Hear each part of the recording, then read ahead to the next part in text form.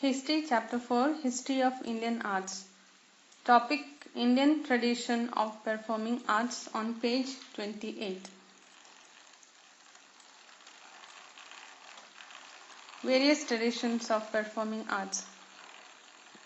First of all, let's understand what is a tradition. The tradition is the passing of customs or beliefs from one generation to the next generation. So let us see what are the various traditions of performing arts. We have various types of performing arts which are like folk songs, folk instrumental music, folk dances and folk theatres. These are called traditions of performing folk arts. So these tradition of performing folk arts display or show the quality of particular region of its origin. So we have various types of folk arts, folk performing arts, which come from various regions, which are originated from various regions and various parts of India. Like for example, Kuchipudi is one of the performing art which is a folk style and it has originated from Andhra Pradesh. And Tamil Nadu, this is one of the folk arts. Kerala, Kathakali dance is one of the folk performing arts which is originated from Kerala. And Maharashtrian dance, Lavan is one of the performing art which belongs to folk tradition. And also we have various rich tradition of performing arts from Maharashtra. There is a rich tradition of performing arts in Maharashtra. Let us see what are some of them. Koli dance. Koli dance is folk dance of Maharashtra. This is one of the popular dance from Maharashtra. The name of Koli is derived from fisher folk called Kolis. These folk were called as Kolis and this dance has originated from this fisher folk. Tarapa dance is one of the Adivasis dance or tribal dance. It is a folk dance of Wali, Kokna and Koli tribes. This is performed at night during the harvest season. So these tribals used to perform this dance during harvest season at night. Dashavatara of Konkan. Dashavatara is 10 incarnations of Lord Vishnu and this is one of the traditional folk theatre. This is performed theatre in drama. Pavada. Pavada means glorify. So these Pavadas are poems written and sung praising the King Shivaji Maharaj. So these are sung to glorify the works of King Shivaji Maharaj. Kirtan. Kirtans are part of spiritual teaching through storytelling and singing praises to God. So kirtans were usually sung or recited to tell stories about God and also singing praises to God. Jagar Gondal. This is religious ritual started honoring the Lord Khandoba. So this is one of the important ritual which is started in Maharashtra, honoring or worshipping the Lord Khandoba. And during this ritual, people used to narrate stories of deities the whole night.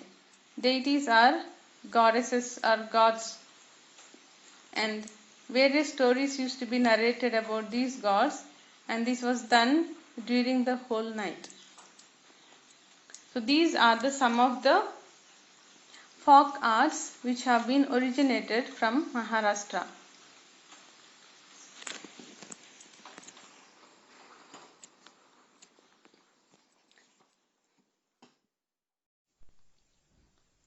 let us study about tradition of classical performing arts.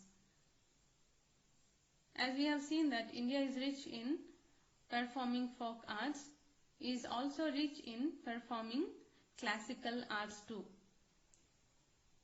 So we have a book called Natya Shastra, is written by Bharat Muni, and this is one of the earliest or ancient book which discuss or which gives us information about music and theatres. Like this book also gives us information about how classical arts must be performed, what are the various aspects that one must take care in performing classical arts. Like a structure of play. What should be the structure of a play? Composition of dramas. How dramas can be composed. Body movements while dancing or while acting. Makeups. Various styles of makeups. Various designs of costumes and musics. What are the various musics to be used? And also lately, it also gives information about 9 rasas or 9 moods. 9 moods are very important or very fundamental while presenting classical arts. If one is dancing and his dance is to show the mood of love, so the dancer must be able to express this mood.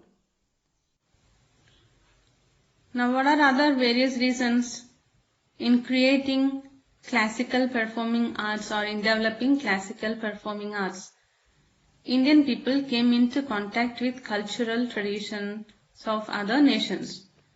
So Indians also came in contact with other nations, and that resulted in coming in contact with their cultural traditions. So this resulted in blending of many different streams in the presentation of Indian performing arts, enriching them over time. Now India started blending its own classical arts with the arts of other nations. And so the presentation of these arts have become enriching, or which have become very creative as time went on. As a result of many styles of presenting of classical vocal music, instrumental music and dance came into existence. And so coming in contact with other cultural traditions and blending their arts with the arts of India has resulted in bringing out various classical vocal musics, instrumental music and dance.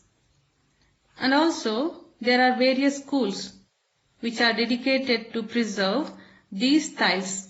So these styles of performing arts are preserved in various schools, like performing schools, art schools, schools for dance, schools of drama, schools for theatres.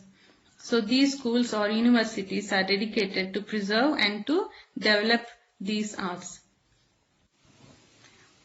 Coming in contact with the cultures of other nations has resulted in creating various styles of musics. Among them, India has 2 main branches of classical musics. One is Hindustani music and Carnatic music. Hindustani music and Carnatic music are the 2 main branches of classical musics. And again, this classical music is divided into 2 forms, classical and semi-classical. Classical called as Shastriya and semi-classical called as Upashastriya. Why is it called as semi-classical? Why? Because this style or form of music includes many styles of folk musics.